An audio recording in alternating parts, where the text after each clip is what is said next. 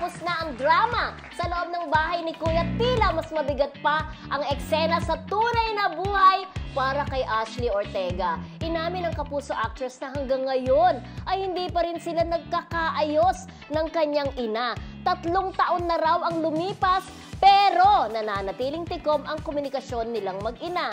Sa isang panayam emosyonal na ikinuwento ni Ashley na sinubukan na niyang makipag-ugnayan, nagpadala ng mensahe, bulaklak at lumapit na sa mismong tahanan ng ina pero tila hindi pa rin bukas ang pinto ng kapatawaran. Say nga ni Ashley, I'm always reaching out, pero baka need time pa.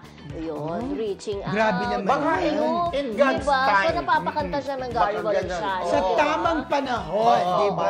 Pagdating ng panahon, pagkatapos ng reaching out to Gary V. Correct. Baka in God's time, in God's Pero kasi perfect di ba time, nandun pa di sa ba? loob si Ashley, di ba sumulat Meron yung kanyang na. Sumulat yung nanay, na akala natin okay na. Okay. Kaya naman, paglabas niya, dumiretso siya sa bahay nila, pero wala ang nanay niya doon. So, Oo nga. alam niya na ibig sabihin, di ba? Pero baka hindi pa talaga ready yung nanay niya na pero di ba ang sabi nga, dapat kung merong problema ang magulang sa anak, ang anak ang unang magpapakumbaba, di ba ganun? Correct. Pero ginagawa na naman ni Ashley. Ginagawa na pero niya. bakit ganun pa rin?